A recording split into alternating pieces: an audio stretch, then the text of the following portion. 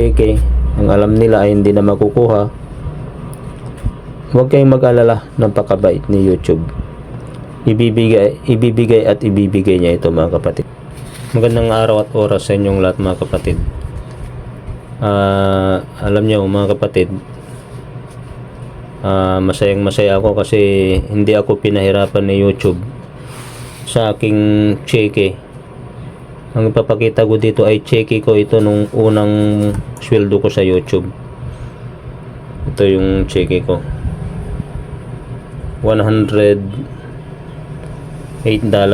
Ito ang naging problema ko nung una mga kapatid kasi atat na atat akong magkaroon ng sweldo sa unang sweldo ay masaya ako kasi alam ko makukuha ko ito kaagad. Yun pala hindi ko maipapalit ito kasi kailangan magkaroon ka ng dollar account bago mo makuha ito. Kaya nanood ako sa mga tutorial ay kailangan pag nag-fill up ka pala sa tungkol sa pagsisweldo mo, may pipill upan ka kasi doon kailangan mag ATM ka na lang, gagawa ka ng paggawa ka ng ATM mo, ganito. Ang mali namin kasi siyempre baguhan, cheque yung na-fill upan namin, na-checkan namin sa kasi may pipill upan ka sa sa YouTube. Pag meron ka ng Google AdSense, ito yung Google AdSense mga kapatid.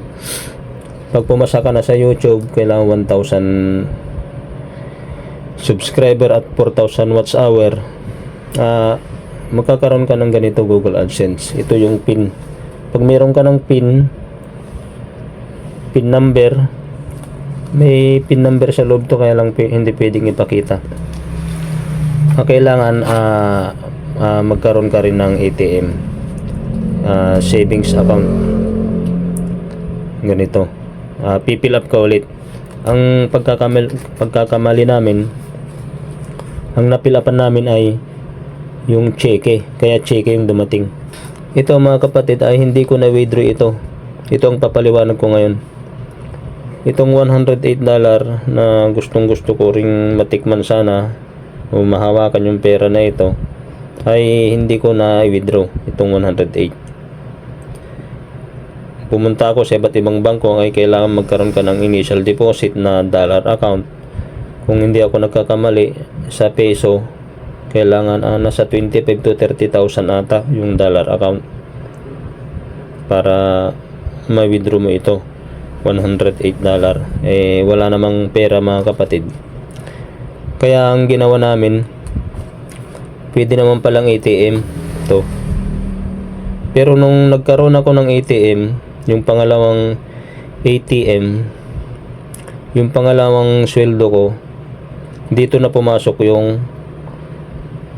yung sweldo ko, yung pangalawa. Diretso na dito pag mag-withdraw ka, diretso na dito yung sweldo mo sa bangko na ito.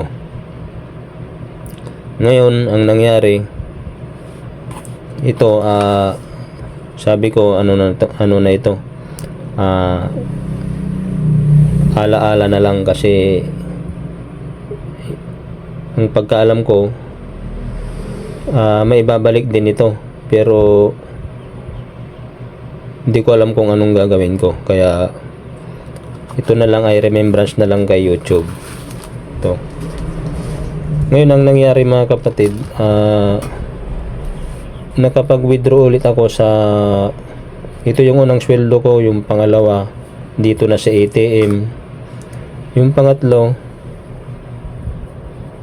dito na rin sa ATM.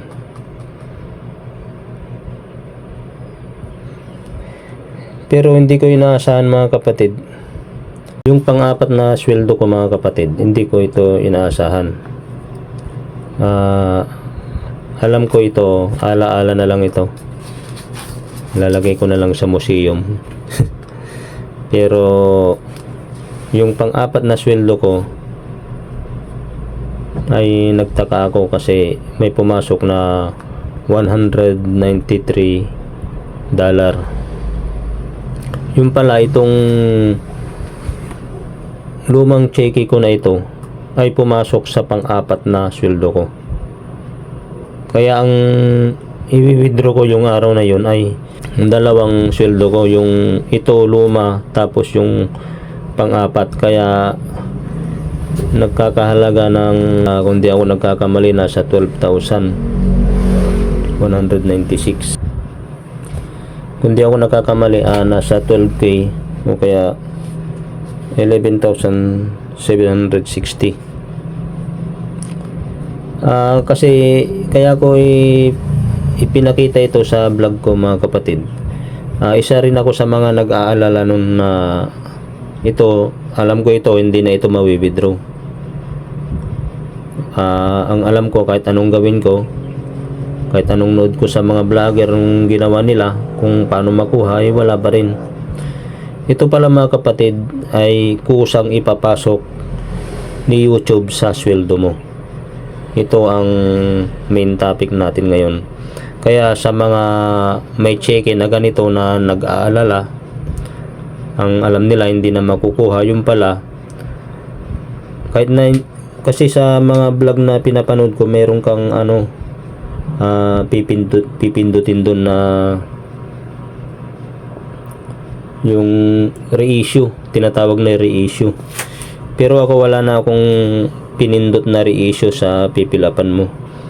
Ito mga kapatid, huwag kayong mag-alala sa mga content creator na kagaya ko. Kusang papasok ito kasi nagtaka ako sa lumabas sa sweldo ko sa dun sa analytic. Ay nagtaka ako bakit nasa $193. Kasi itong unang sweldo ko mga kapatid, makikita mo kasi sa analytics mo, reissue. Yun pala, kusang ipapasok ni YouTube. Yun lang ang kagandahan sa YouTube, kusa niyang ipapasok dito sa ATM mo. Kaya yung pang-apat na sweldo ko ay dun pumasok. Dati nasa 120 lang, ganun. Nagtaka ako ba't 100, mahigit 193. Nakuha namin ito, unang sweldo ko sa bangko, nakuha namin ito. Nasa 12k. Kaya sobrang saya ko mga kapatid, kasi yung mga panahon na yun ay medyo gipit din tayo. Malaking bagay ito, malaking tulong ito mga kapatid para sa ating pamilya. Kaya sa mga nag-aalala tungkol sa unang sweldo nila na cheque, ang alam nila ay hindi na makukuha, huwag kayong mag-alala, napakabait ni YouTube. Ibibigay at ibibigay niya ito mga kapatid. Thank you for watching mga kapatid. Sana ay